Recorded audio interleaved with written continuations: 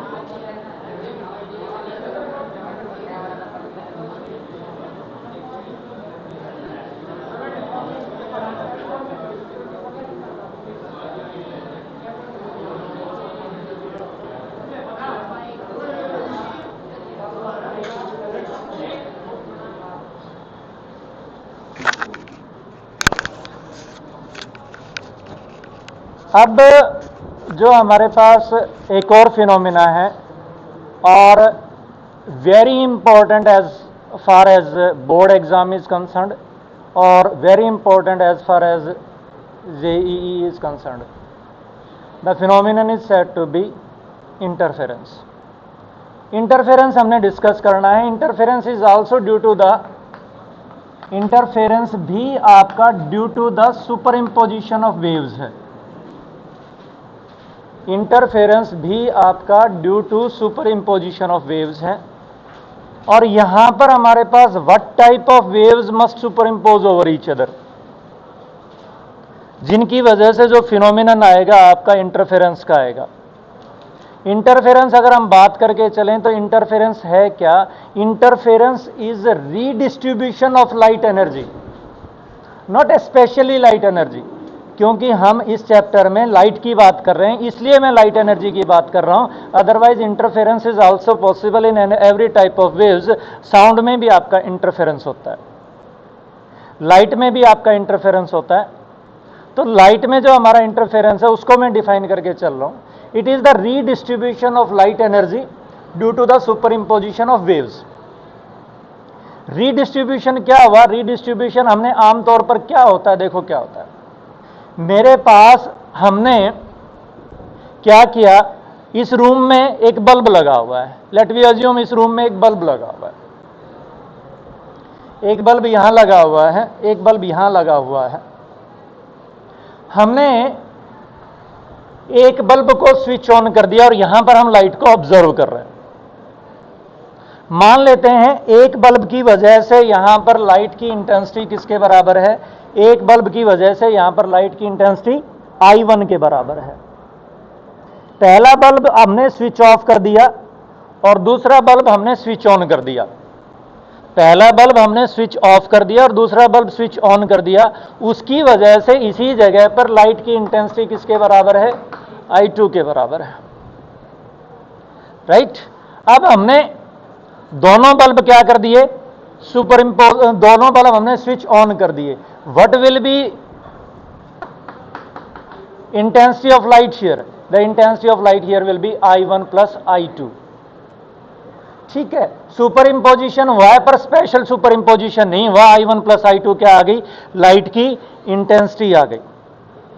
Redistribution नहीं हुआ। क्या नहीं हुआ? रीडिस्ट्रीब्यूशन नहीं हुआ, क्योंकि इंटरफेरेंस नहीं हुआ। इंटरफेरेंस के लिए कंडीशन है कि द टू सोर्सेज और more sources which are superimposing over each other must be coherent. एक नया वर्ड हमारे पास आ गया कि जो दो सोर्सेज हैं हमारे पास, the two sources which are producing light या which are the source of waves must be coherent. उस केस में क्या होगा? उस केस में आपके पास यहां पर देखो पहले क्या था? In the absence of coherent sources क्या था? In the absence of coherent sources था, यहां पर इंटेंसिटी I1 थी। In the presence of bulb 1 यहां पर इंटेंसिटी I2 थी। In the presence of bulb 2 and यहां पर इंटेंसिटी क्या है? I1 plus I2 in the presence of both bulbs. These two bulbs can never act as coherent sources। later on बात करेंगे जब हमें यह पता लगेगा कि भाई कोहेरेंट सोर्स होता क्या है। अगर ये सोर्स दोनों कोहेरेंट होते वैसे two independent sources can never act as coherent sources. But एक बार मैं अज्यूम कर लेता हूं कि अगर ये दो सोर्सेज कैसे होते? कोहेरेंट होते, तो यहां पर there will be no uniform illumination. पहले बल्ब 1 की वजह से I1 यूनिफॉर्म इल्यूमिनेशन है, बल्ब 2 की वजह से I2 यूनिफॉर्म इल्यूमिनेशन है, और दोनों बल्ब्स की प्रेजेंस में I1 plus I2 uniform illumination है when coherent sources are not present. But अगर हमारे पास दो सोर्सेज हैं, I1 यूनिफॉर्म इल्यूमिनेशन है, I2 यूनिफॉर्म इल्यूमिनेशन है, बट अगर दोनों सोर्सेज कोहेरेंट सोर्सेज हैं, अगर दोनों सोर्सेज कैसे सोर्सेज हैं? कोहेरेंट सोर्सेज हैं, now there will be no uniform illumination on the screen. Screen के ऊपर यूनिफॉर्म इल्यूमिनेशन नहीं होगा। There will be redistribution of energy. What will happen? The bands will form, band form कर जाएंगे। कैसे कि भाई एक आपका कहीं पर आपका ब्राइट हो जाएगा और कहीं पर आपका डार्क हो जाएगा, फिर कहीं पर आपका ब्राइट हो जाएगा, कहीं पर आपका डार्क हो जाएगा। यानी क्या हुआ, एक जगह की एनर्जी उठ करके दूसरी जगह चली गई, रीडिस्ट्रीब्यूशन ऑफ क्या हुआ, लाइट एनर्जी हुआ। This phenomenon is said to be what, interference. ये फिनोमिना क्या कहलाता है आपका, interference. How will you define interference, phenomenon of redistribution of light energy due to the superimposition of waves coming from coherent sources. Redistribution of light कह लीजिएगा या energy कह लीजिएगा due to the superimposition of waves coming from coherent sources, इसको क्या बोलते हैं हम, इंटरफेरेंस बोलते हैं। Now I would like to discuss what do you mean by coherent sources. किसको हम कोहेरेंट सोर्स बोल रहे हैं, what is coherent source.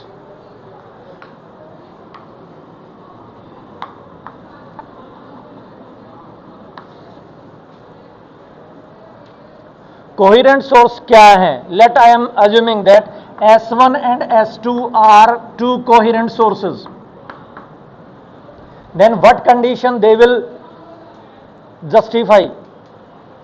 S1 और S2 दो हमारे कोहेरेंट सोर्सेज हैं, अगर ये दोनों हमारे कोहेरेंट सोर्सेज हैं तो क्या कंडीशन को जस्टिफाई करेंगे।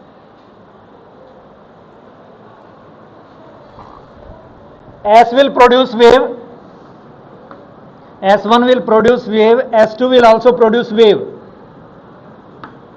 S1 भी क्या प्रोड्यूस कर रहा है, S1 is a source of energy, S2 is also a source of energy. और कोई भी वेव जो है कोई साइनोसॉइडल फंक्शन से रिप्रेजेंट होती है, कोई भी वेव जो है वो किससे रिप्रेजेंट होती है, साइनोसॉइडल फंक्शन से रिप्रेजेंट होती है। Let I suppose that the wave produced by this source is represented bye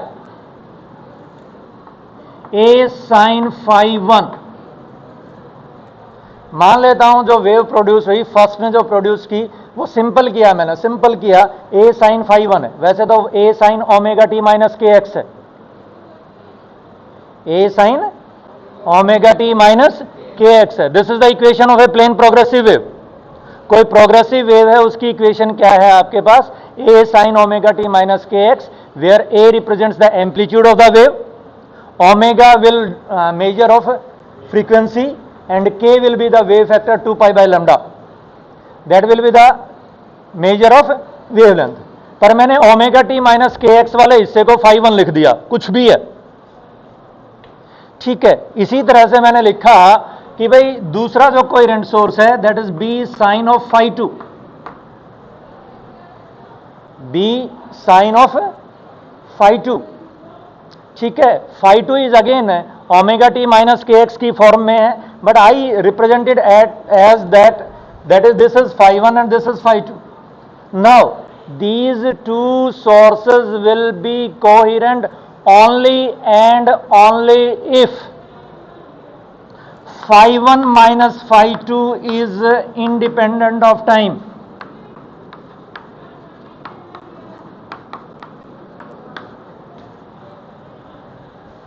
phi 1 minus phi 2, मान लो ये आपका t टाइम के ऊपर वेव प्रोड्यूस कर रहा है, ये आपका t टाइम के ऊपर प्रोड्यूस कर रहा है। अब t प्लस dt के ऊपर phi 1 की वैल्यू चेंज हो जाएगी,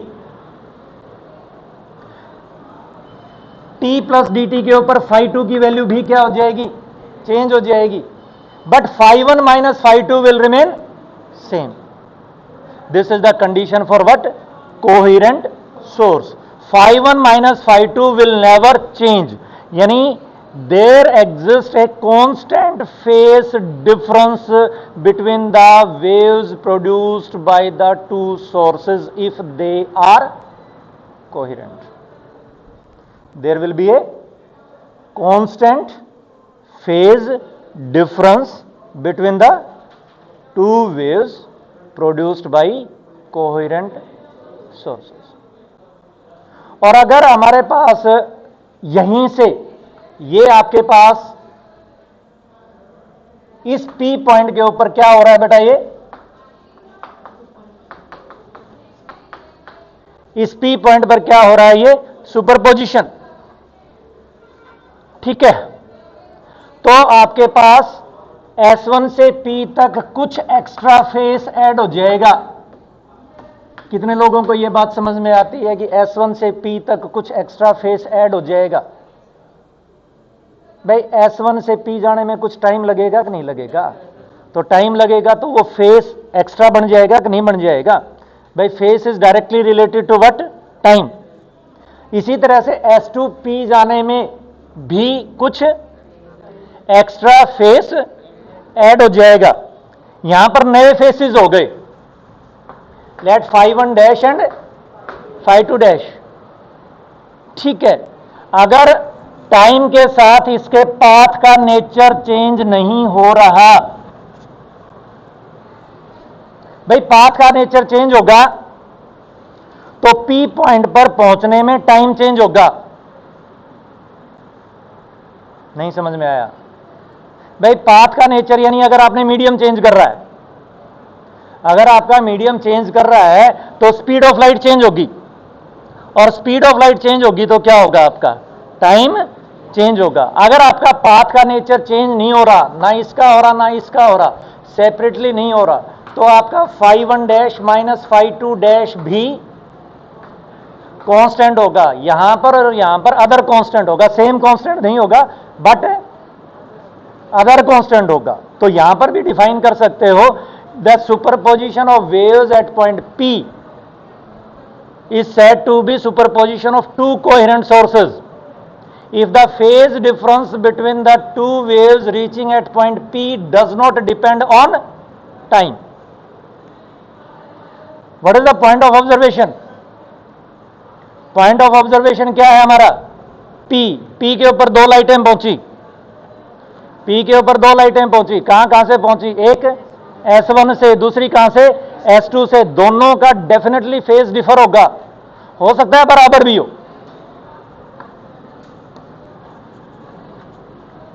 हो सकता है फेस बराबर भी हो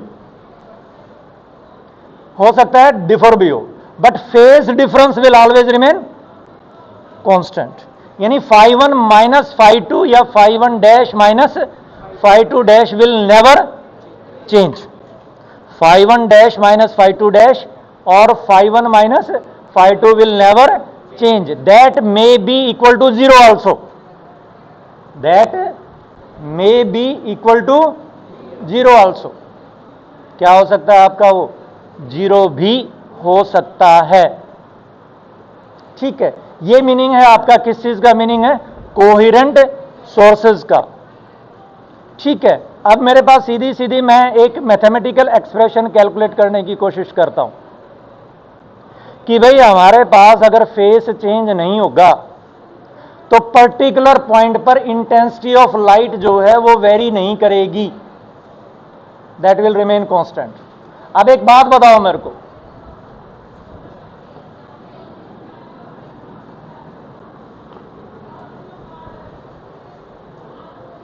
एक दो पॉइंट ले लिए मैंने, दो पॉइंट ऑफ ऑब्जर्वेशन ले लिए।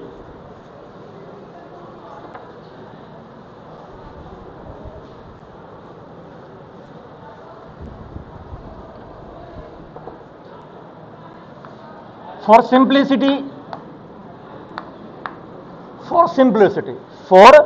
simplicity, I am taking the phase difference between the two waves produced at S1 and S2 is 0.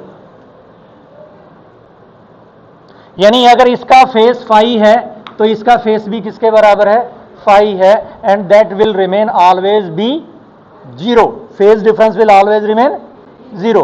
तभी तो ये दोनों क्या होंगे? कोहेरेंट सोर्स होंगे। अब मैं ये जो सोर्स हैं, these two sources are producing light and P is point of observation. P is point of observation. This is point P1, this is point P2.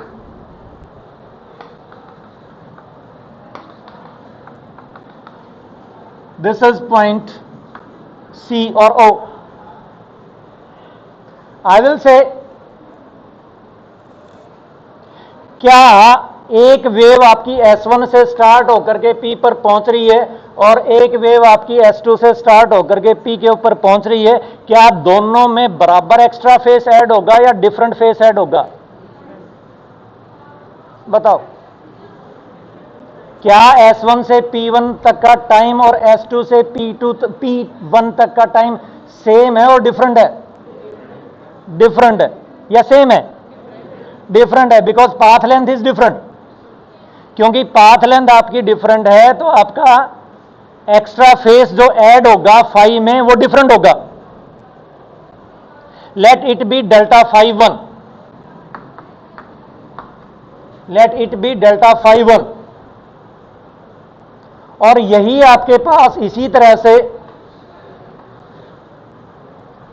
Eight P2 let it be delta phi 2. I want to ask you, delta phi 1 and delta phi 2 are same or different?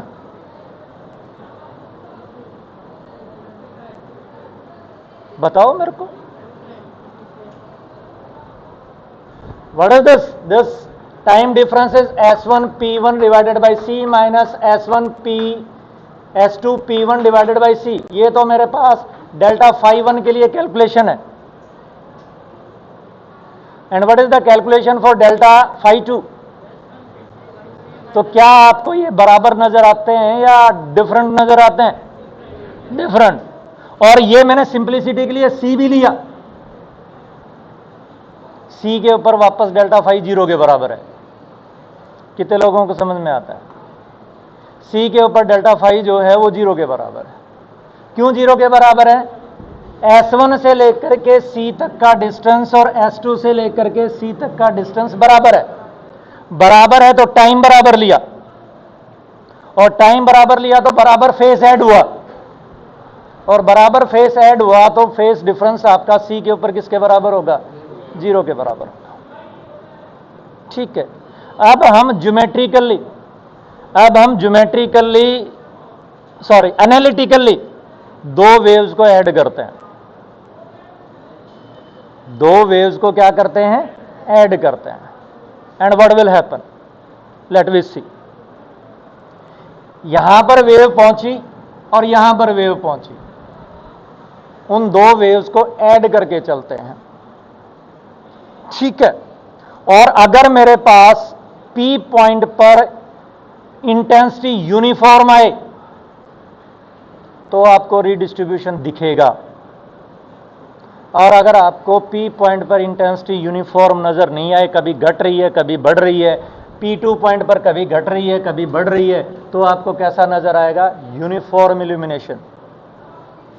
अगर P2 point पर intensity permanent कम है और P1 point पर intensity permanent ज्यादा है, तब तो आपको वहां पर क्या होगा? अलग अलग रीडिस्ट्रीब्यूशन, लाइट का रीडिस्ट्रीब्यूशन दिखाई देगा। पर अगर P1 पर भी लगातार इंक्रीज डिक्रीज कर रही है, P2 पर भी लगातार इंक्रीज डिक्रीज कर रही है, तो P1 के ऊपर भी एवरेज दिखेगा और P2 के ऊपर भी एवरेज दिखेगा। अगर P1 परमानेंट ब्राइट दिख रहा है, अगर P1 परमानेंट ब्राइट दिख रहा है, P2 परमानेंट डार्क दिख रहा है, C परमानेंट ब्राइट दिख रहा है, तो आपका क्या होगा? आपको रीडिस्ट्रीब्यूशन दिखाई देगा, परमानेंट है तो। और परमानेंट केवल तभी होगा जब यहां पर जो वेव पहुंच रही है और यहां पर जो वेव पहुंच रही है, उन दोनों के फेस का डिफरेंस अगर कांस्टेंट होगा तो ही परमानेंट आपको कोई चीज दिखाई देगी। Let I discuss analytically the conditions of constructive and destructive interference.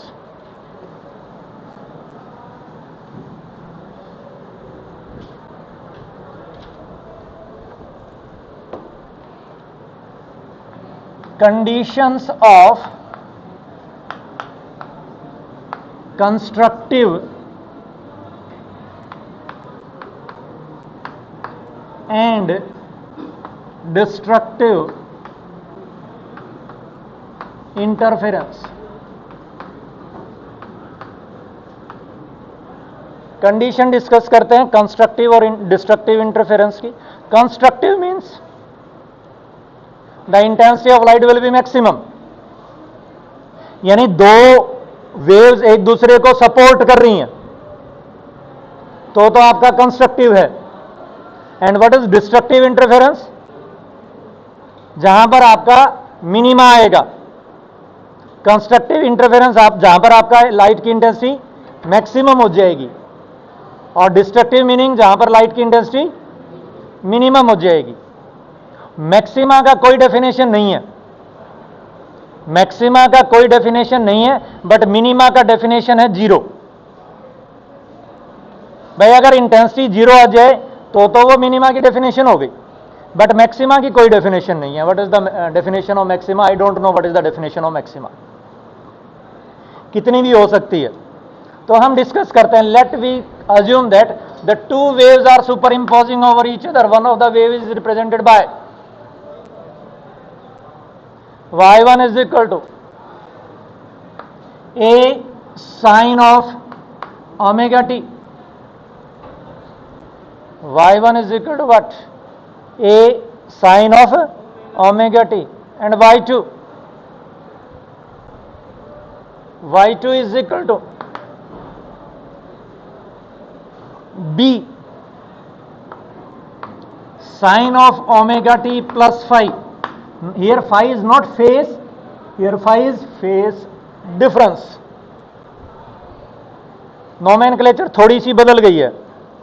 इससे पहले हम फाई को फेज लिखते रहे हैं, बट यहां पर फाई क्या है? आपका फेज डिफरेंस है.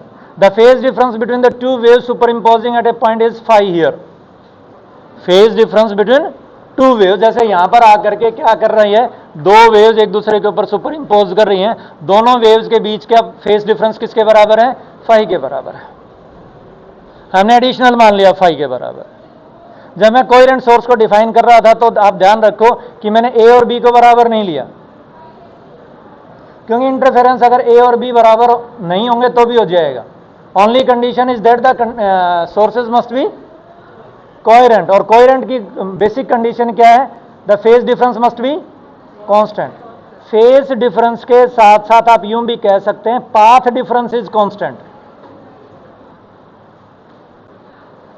क्योंकि अगर फेज डिफरेंस कांस्टेंट है तो टाइम डिफरेंस कांस्टेंट है, और टाइम डिफरेंस कांस्टेंट है तो पर्टिकुलर टाइम में कितना पाथ ट्रेवल होगा ज्यादा, वो भी क्या होगा? आपका कांस्टेंट होगा. तीन चीजें साथ साथ चलती हैं. टाइम आपका 0 से t बढ़ता है तो फेज आपका 0 से 2 पाई बढ़ता है, तो पाथ आपका 0 से लैम्डा बढ़ता है.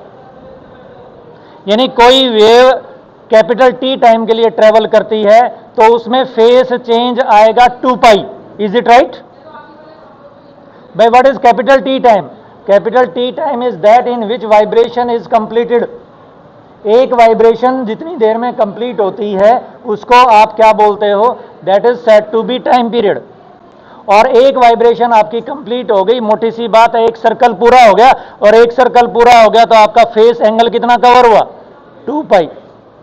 और एक वाइब्रेशन कंप्लीट होने में जो टाइम लगता है उसमें जो डिस्टेंस ट्रेवल हुआ उसको आप क्या बोलते हो? वेवलेंथ बोलते हो. यानी t is equivalent to 2 pi is equivalent to what? Lambda. यानी अगर मुझे पाथ डिफरेंस चाहिए तो लैम्डा, फेस डिफरेंस चाहिए तो 2 पाई, और टाइम डिफरेंस चाहिए तो t. ठीक है, इन दोनों को सुपर इंपोज कर देते हैं. इन दोनों को सुपर इंपोज कर देते हैं. What is the meaning of these two? इन दो का मीनिंग क्या है? You have the two vectors whose magnitudes are a and b. What we want to calculate? We want to calculate y is equal to y1 plus y2. ये calculate करना चाहते हैं हम.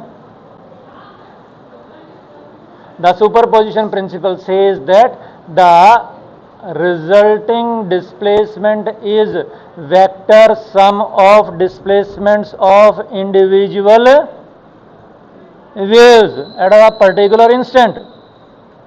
अब ये मेरे पास वन ऑफ द वेक्टर है y1, जिसका एम्पलीट्यूड किसके बराबर है, a के बराबर है। वो रेफरेंस एक्सिस के साथ ओमेगा टी एंगल बनाता है।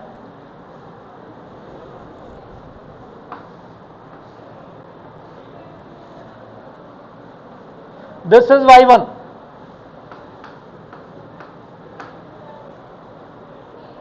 ये क्या है आपका y1, ये एंगल किसके बराबर है, omega T. This is another wave, इसका एम्पलीट्यूड a के बराबर है, इसका एम्पलीट्यूड b के बराबर है, एंड दिस इज फाई।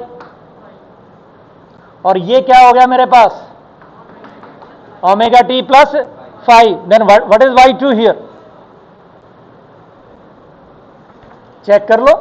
ये अगर मेरे पास ओमेगा टी प्लस फाई है तो आप ये करोगे तो ये वाला एंगल भी क्या होगा मेरा, ओमेगा टी प्लस फाई। तो ये आपके पास किसके बराबर हो जाएगा, y2 will be equal to what, अगर b एम्पलीट्यूड है तो b sine of omega t plus phi. भाई y कंपोनेंट जो हमारा रखा है। अब दो वेक्टर है मेरे पास, एक का एम्पलीट्यूड a है, दूसरे का एम्पलीट्यूड b है, and the angle between them is phi. What will be the resultant according to the laws of vector addition. एक वेक्टर a है मेरे पास, दूसरा वेक्टर b है मेरे पास, दोनों के बीच में एंगल थीटा है, तो according to the laws of vector addition resultant कितना होगा, square root of a square plus b square plus 2ab cos phi. अगर आप इन दोनों को ऐड करोगे डायरेक्टली तो भी वही आएगा। सीधा भी लिख सकते हैं, बट सारी बुक्स ने उसको सॉल्व करके दिखा रखा है, तो सॉल्व कर देते हैं। y is equal to y1 plus y2, that is equal to a sine omega t plus b sine omega t plus five.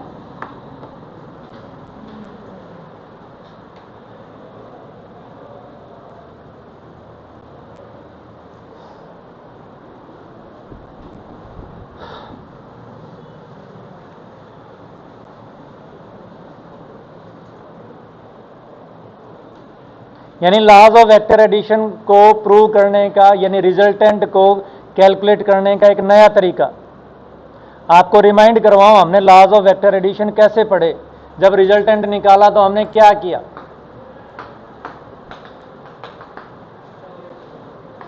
I think यहां से परपेंडिकुलर ड्रॉप किया था, यहां से क्या ड्रॉप किया था आपका, परपेंडिकुलर ड्रॉप किया था। परपेंडिकुलर ड्रॉप करके हमने क्या किया बाद में, फिर ये डिफरेंट वैल्यूज निकाली।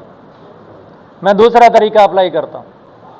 कौन सा दूसरा तरीका अप्लाई करता हूं, let this is theta, b के दो कंपोनेंट ले लें।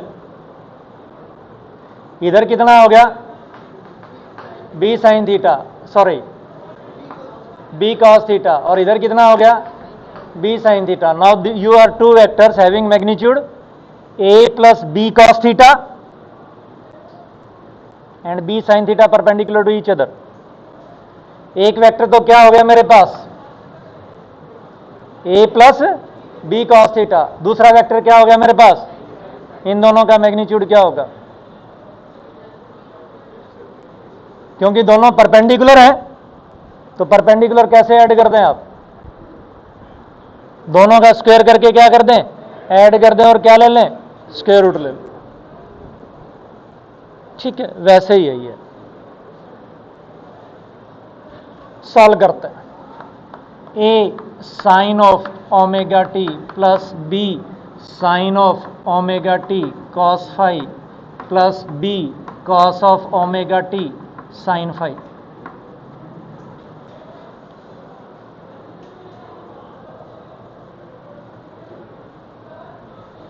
y किसके बराबर आ गया बेटा, y आ गया y1 प्लस y2। y1 की value a sine omega t है विदाउट एनी डाउट। y2 की वैल्यू आपने लिखी b sine omega t plus phi के बराबर। सेकंड लाइन में हमने क्या कर दिया, सेकंड लाइन में हमने sine omega t plus phi को ट्रिग्नोमेट्री के फार्मूले से ब्रेक कर दिया। अब next line, a sine omega t b sine omega t cos phi, तो a plus b cos phi sine omega t plus b sin phi cos omega t,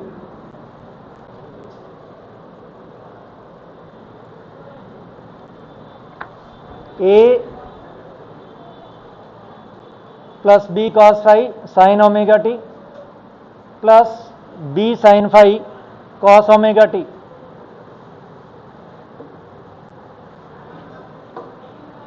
put, हमें इस इक्वेशन को सॉल्व करना है. हम दो नए वेरिएबल्स का यूज करेंगे और बाद में उन दो नए वेरिएबल्स की वैल्यू कैलकुलेट कर देंगे. इस इक्वेशन को सॉल्व करने के लिए, लीनियर टर्म में लेकर के आने के लिए, साइनोसॉइडल बनाने के लिए. This is the combination of two waves, right. मैं इसको सिंगल वेव बनाना चाहता हूं, बीच में प्लस का साइन हटाना चाहता हूं. I want to form this as a single wave. तो इसके लिए मैं दो नए वेरिएबल्स का यूज कर रहा हूं. And what are those new variables? Put a plus b cos phi is equal to r cos theta. ना तो मुझे आर पता है, ना मुझे कॉस थीटा पता है, यानी थीटा पता है, पर हम कैलकुलेट कर लेंगे.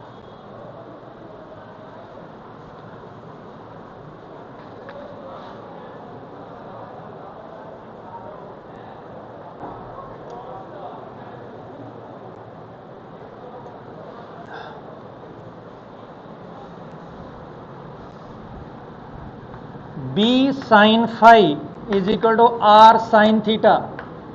दो नए वेरिएबल ले लिए मैंने.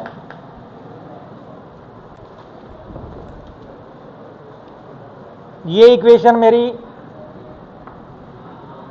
इंटीजर टाइप का 1 डाल दिया मैंने.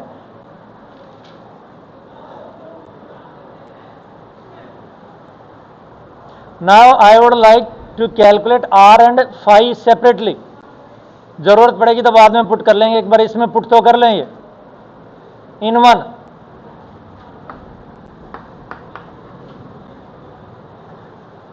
कैलकुलेट करके बताओ what is the value of y. Simplest value of y, simplest form में चले जाओ. I am not solving it, I will put the result only.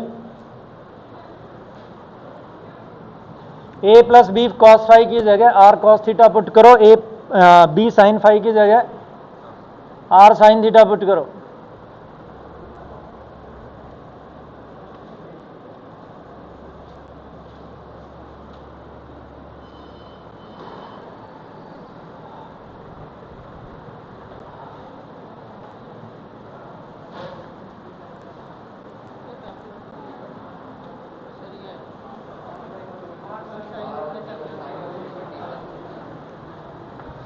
Are sine of omega t plus theta. तो ये नजर आ रही है आपको? This is the equation of a single wave. Now ये क्या आपका सिंगल वेव की इक्वेशन है, यानी this is the equation of resulting wave where r represents what? Amplitude of resulting wave. R क्या रिप्रेजेंट करता है? आर रिप्रेजेंट करता है amplitude of resulting wave. And what will be that in terms of known terms?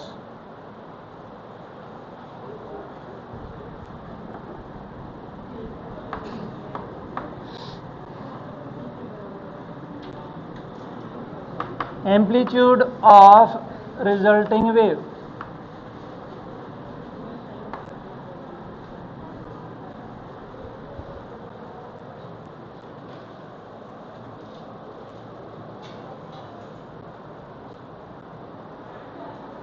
Using first and second,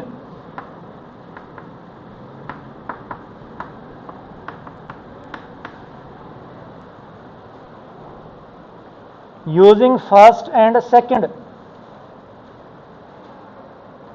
first को और second को use करें. What will be r square?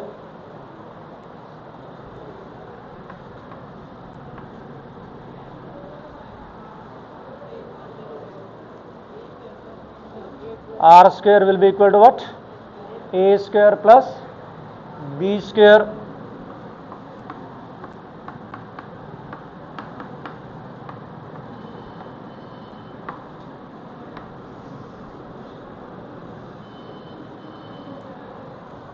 R square will be equal to A square plus B square plus 2AB cos phi. R square is equal to A square plus B square plus 2AB cos phi. समझ में आता है? कैसे आया बता खड़ा हो गए।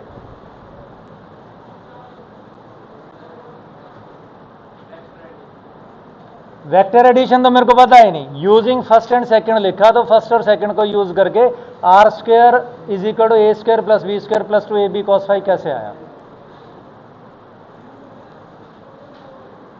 वेक्टर एडिशन से तो मैं सीधा ही लिख देता, इतनी राम कहानी करने की जरूरत क्या थी।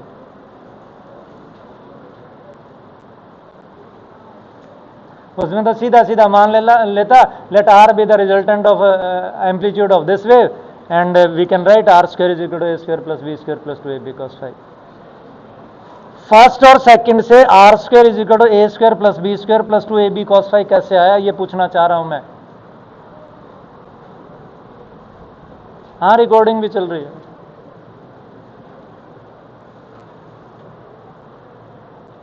Who can tell? raise hand. सब ने खड़ा कर लिया हाथ, एक तू और एक तेरा साथी पुनीत है। पुनीत क्या प्रॉब्लम है, खड़ा हो।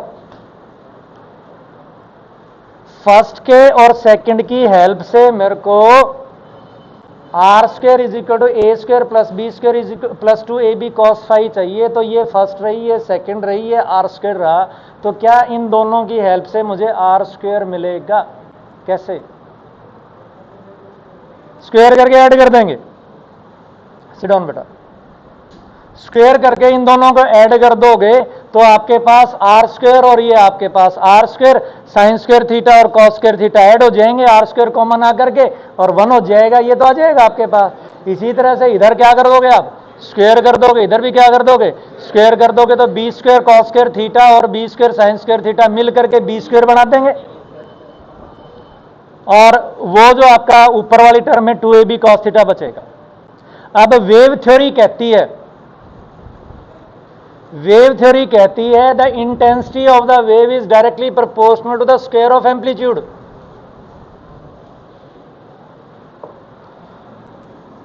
वेव थ्योरी सेज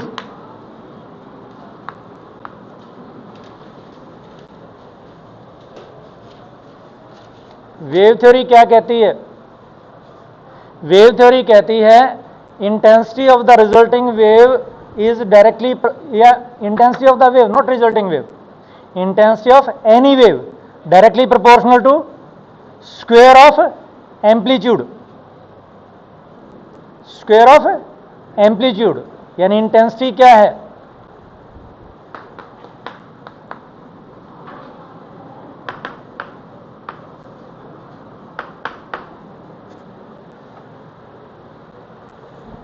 अगर मैं आपसे रिमाइंड करूं किसी तरह से ये कनेक्टेड है। Wave means a simple harmonic motion. Wave में भाई sign omega t cos omega T चल रहा है तो सिंपल हार्मोनिक मोशन है। और सिंपल हार्मोनिक मोशन की हमने लास्ट ईयर यानी क्लास 11 में एनर्जी निकाली है और वो होती है half m omega square r square.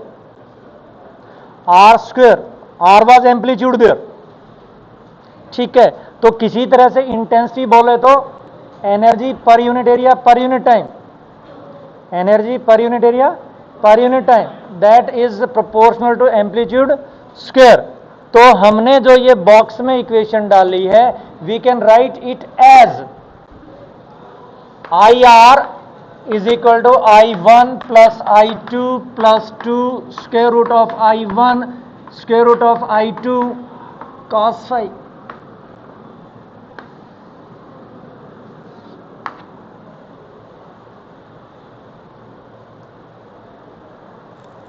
जिसको नहीं समझ में आया कहां से कैसे क्या लिख दिया मैंने, तो एक बार हाथ खड़ा करके पूछे।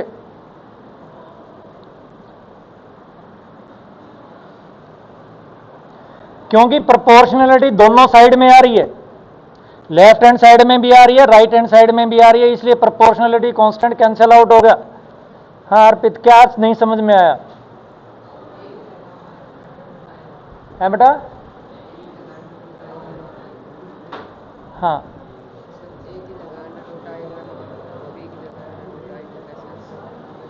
क्योंकि ए स्क्वायर की जगह I1 है, इसलिए ए की जगह अंडर रूट I1 आ गया। भाई या तो सारी नहीं समझ में आएगी। आपने पूछा सर आपने ए की जगह अंडर रूट I1 कैसे लिखा, तो अगर मैं ए स्क्वायर की जगह I1 लिख सकता हूं, भाई या तो सारी नहीं समझ में आएगी।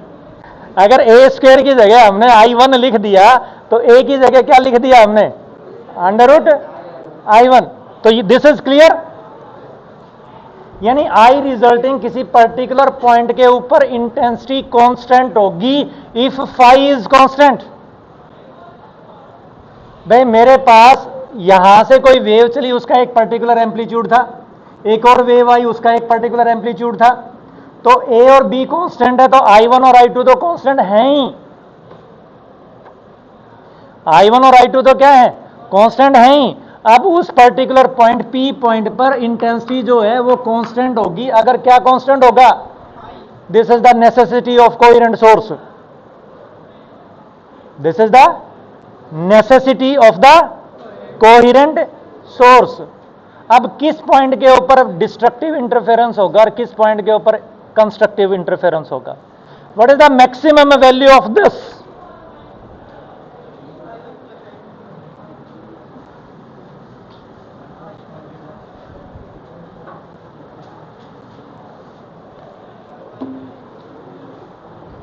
For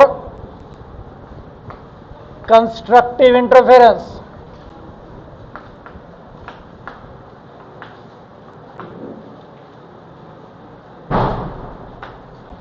for constructive interference,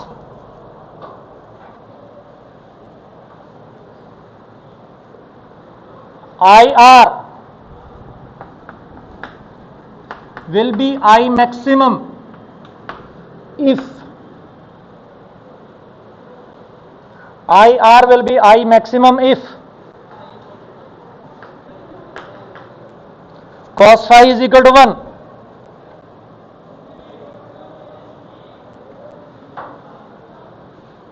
ठीक है। what is the value of phi,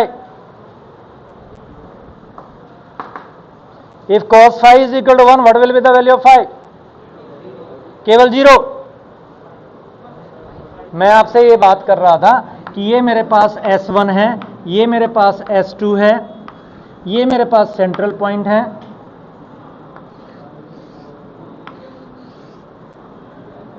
C point पर और P पॉइंट पर फेस डिफरेंट होगा, होगा कि नहीं होगा। यहां पर भी मेरा मैक्सिमा आ रहा है और बाय द वे यहां पर भी मेरा मैक्सिमा आ रहा है। यहां पर तो 0 फेस डिफरेंस है, पर यहां तो 0 नहीं है ना, बढ़ गया ना। तो phi is equal to 2n pi. Mathematics के स्टूडेंट को बताने की जरूरत ही नहीं है। फाई किसके बराबर आपका, phi is equal to what, 2n pi, where n is, हाँ डिफाइन करना पड़ेगा मेरे को, where n is equal to 0 1 2 3 and so on. n किसके बराबर आपका, n आपका 0 1 2 3 एंड सो ऑन, ठीक है। What should be the path difference, maxima के लिए, कंस्ट्रक्टिव इंटरफेरेंस के लिए फेस डिफरेंस की कंडीशन तो आ गई, क्या आ गई, 2n पाई, और पाथ डिफरेंस की कंडीशन क्या आएगी,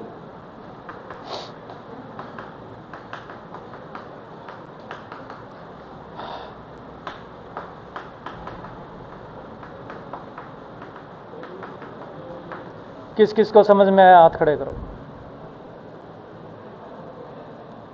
Puneet is raising hand, Mohit is raising hand, Rajat is raising hand, honey is raising hand. अभी थोड़ी देर पहले मैंने आपको डिस्कस किया, तीन चीजें साथ चलती हैं, 2 पाई टी और लैम्डा। अगर फेज डिफरेंस 2 पाई का है तो path difference lambda, phase difference 2 पाई का है तो पाथ डिफरेंस लैम्डा, 1 है तो लैम्डा अपॉन 2 पाई, और 2n पाई है तो, और भाई आई मैक्सिमा आया कितना, आई मैक्सिमा आया कितना?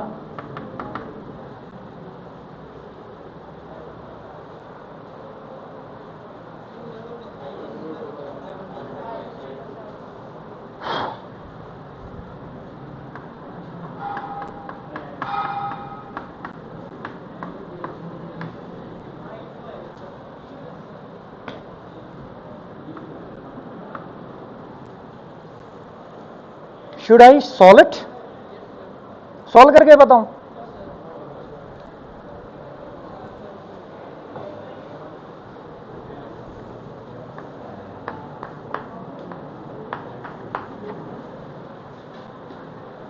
रूट I1 का स्क्वायर, रूट I2 का square, 2 root I1 I2 cos phi तो 1 हो गया, कॉस फाई तो क्या हो गया आपका 1 हो गया, तो कॉस फाई 1 हो गया, तो आपके पास ये कैलकुलेट होकर के आ गया। तो what will be the value of I maxima? Root I1 plus I2 का होल स्क्वायर। यानी इस बार मेरी मैक्सिमा सिंप्लिसिटी के लिए अगर मैं बात करके चलूं, A is equal to b, मतलब I1 is equal to I2। अगर सोर्सेज इनकोहेरेंट होते तो I प्लस I2I आता। अगर सोर्सेज क्या होते? इनकोहेरेंट होते तो इंटेंसिटी कितनी आती? I plus I2I। पर अगर सोर्सेज कोहेरेंट हैं तो कितनी आई? Under root of I plus under root of I, यानी 2 अंडर रूट I स्क्वायर किया 4I आई। बताओ आई कि नहीं आई? कितनी आई? 4I। यानी एक जगह इंटेंसिटी बढ़ गई, किसी पर्टिकुलर पॉइंट पर इंटेंसिटी बढ़ गई, और law of conservation of energy कहता है कि law energy can nether be created nor be. तो अगर एक जगह इंटेंसिटी अगर बढ़ गई तो दूसरी जगह डेफिनेटली घट गई, और कहां घट गई? Let we discuss conditions for destructive interference.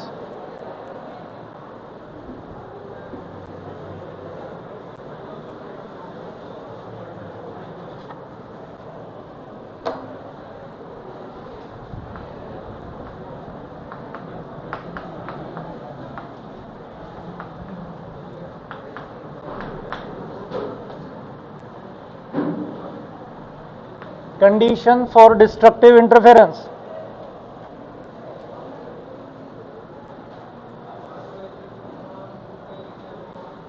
अपने आप निकाल सकते हो भाई। जब मैं C से P गया, जब मैं C से P गया, पाथ डिफरेंस चेंज हो रहा है। पाथ डिफरेंस चेंज हो रहा है तो क्या चेंज हो रहा है? फेस डिफरेंस चेंज हो रहा है। ना I1 चेंज हो रहा, ना I2 चेंज हो रहा, क्या चेंज हो रहा है? फाई चेंज हो रहा है। तो फाई चेंज हो रहा है तो पहले ये फाई शुरू में मान लो 0 था, फिर π/6 होगा, फिर π/4 होगा, फिर π/3 होगा, फिर π/2 होगा, फिर पाई होगा, फिर बढ़ के भाई 0 से बढ़ना स्टार्ट करेगा, पाई पहुंचेगा, पाई से 2 पाई जाएगा, 2 पाई से 3 पाई जाएगा, 3 पाई से 4 पाई जाएगा। तो condition for destructive interference,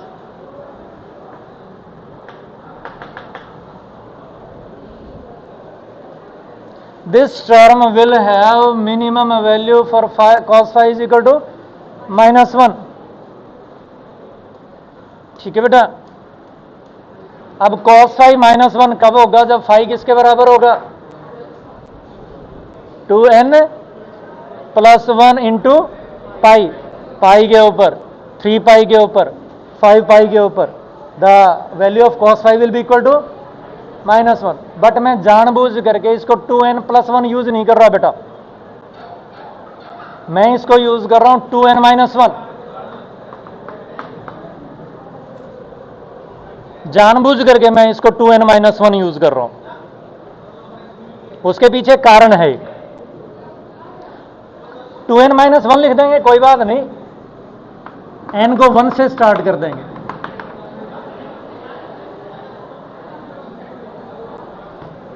n को कहां से स्टार्ट कर देंगे? 1 से स्टार्ट कर देंगे। ऐसा मैंने क्यों किया? एक सिंपल सी कन्वेंशन है, this is the central point. ये क्या है मेरा सेंट्रल पॉइंट। सेंट्रल पॉइंट को मैंने 0 नाम दे दिया। सेंट्रल पॉइंट को क्या नाम दे दिया मैंने 0 नाम ले दिया। और सिंपलेस्ट केस में सेंट्रल पॉइंट आपका मैक्सिमा है। सिंपलेस्ट केस में जब हमने S1 और S2 को सेम फेस में माना, S1 और S2 को किस में माना सेम फेस पे माना, तो C पॉइंट पर फेस डिफरेंस किसके बराबर होगा 0 के बराबर। ठीक है, इसको मैंने क्या नाम दे दिया सेंट्रल नाम दे दिया, सेंट्रल मैक्सिमा। फर्स्ट मैक्सिमा अब इधर ऊपर जाएंगे तो या तो आप सेंट्रल मैक्सिमा कहो या सेंट्रल मिनिमा कहो, दो चीजें सेंटर में नहीं हो सकती। तो आपने सेंट्रल मैक्सिमा को 0 नाम दे दिया और ऊपर की तरफ चलने लगे तो पहला आपका फर्स्ट मिनिमा आएगा। तो इसलिए n स्टार्ट्स फ्रॉम 1, वो फर्स्ट मिनिमा देगा। अगर n की वैल्यू 2 पुट कर दोगे तो सेकंड मिनिमा देगा, n की वैल्यू 3 पुट कर दोगे तो थर्ड मिनिमा देगा। ठीक है, तो और ये हमारे पास पाथ डिफरेंस आ गया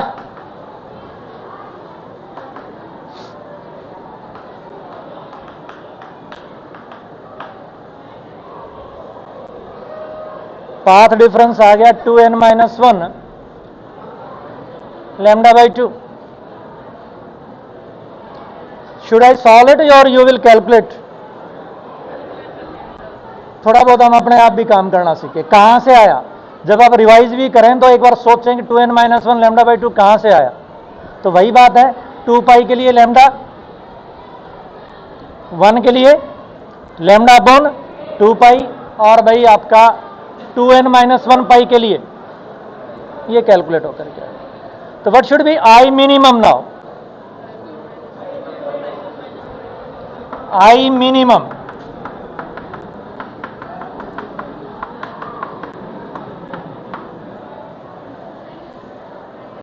आई मिनिमम किसके बराबर हो गया square root of I1 minus square root of I2 का whole square.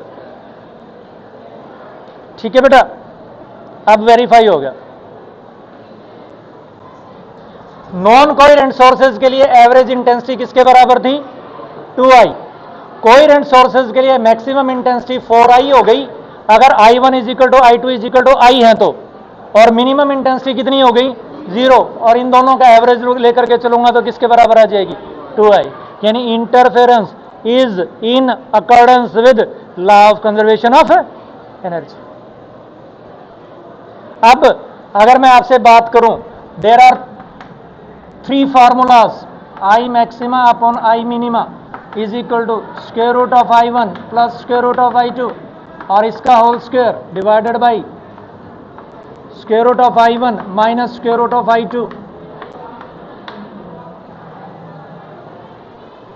Is equal to जरूरत पड़े तो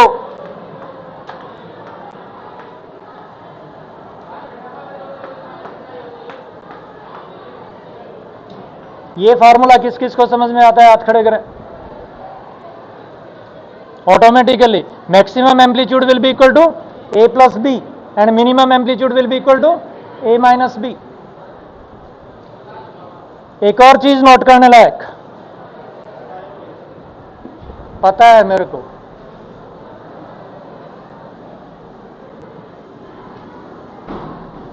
रक्षित मालूम है मेरे को, पर मेरा जो काम मैं अपना तैयार करके लेके आया हूं अपना घर थोड़े लेके जाऊंगा है भाई, मैं वो अपना उंडे लेके जाऊंगा। अब लेते हो तुम्हारी मर्जी, नहीं लेते तुम्हारी मर्जी।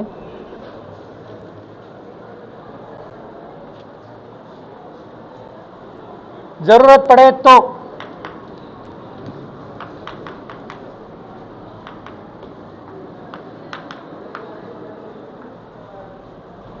I1 upon I2 is equal to A square by B square. ठीक है बेटा। अच्छा, late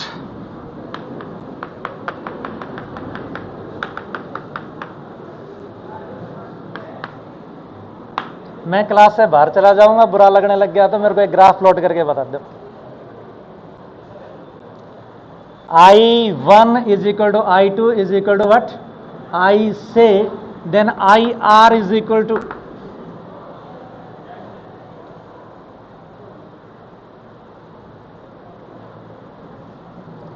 I plus 2I cos phi.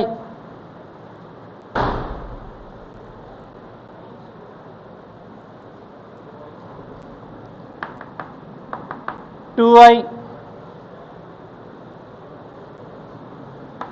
1 plus cos phi. Math बहुत पढ़ते हो तुम।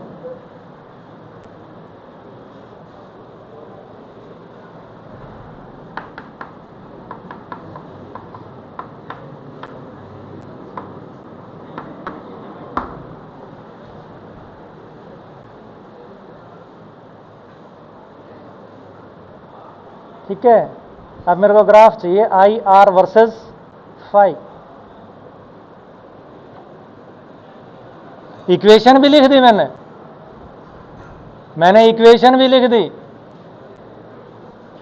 आई आर वर्सेस फाई का ग्राफ चाहिए। और रक्षित तू जब तक प्लॉट नहीं करेगा तब तक मैं क्लास से बाहर नहीं निकलने वाला।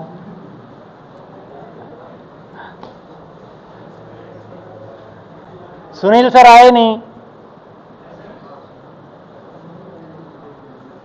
प्लॉट करके बता, कोऑर्डिनेट्स लिख, डिफरेंट पॉइंट्स लिख।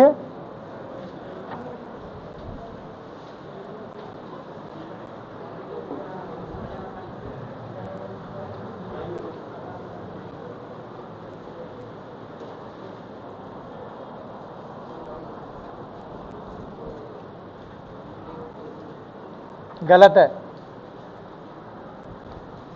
ये ग्राफ गलत है। ये ग्राफ पता है किसका है?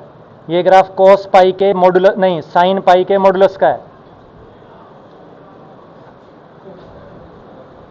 रक्षित ने ग्राफ प्लॉट किया ये वाला।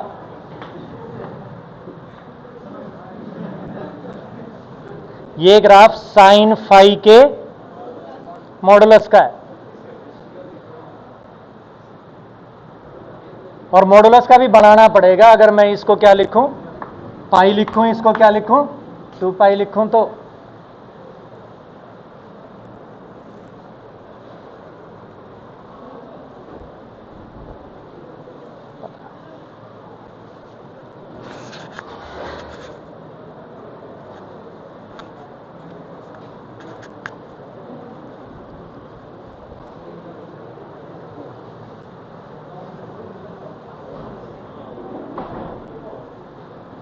इसका आसान है।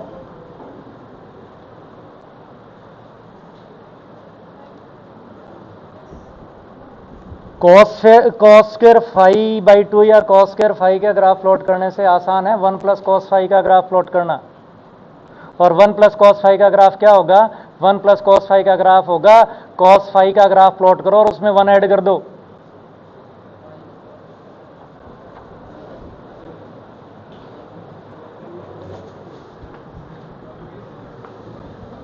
This is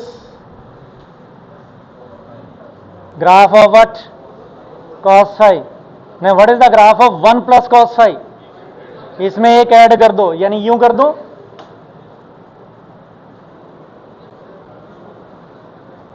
हो गया ऐड, नहीं हो गया?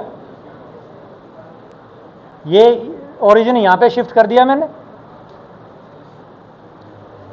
When phi is equal to 0, when phi is equal to 0, 4i, 4i, ठीक है बेटा। when phi is equal to, when phi is equal to pi by 2, अभी भी पॉजिटिव वैल्यू है। when phi is equal to minus pi, नहीं, when phi is equal to पाई, 0 हो गया। बताओ 0 हो गया कि नहीं हो गया? भाई फाई की वैल्यू पाई पुट करोगे तो कॉस फाई किसके बराबर हो गया? -1। -1 प्लस 1 कितना हो गया? 0। तो ये ग्राफ आ गया। ये आपका पाई और ये आपका 2 पाई और ये आपका 3 पाई, और इसी तरह से इधर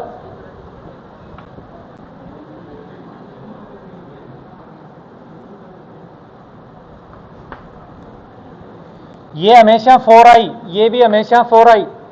अगर I1 is equal to I2 is equal to I है तो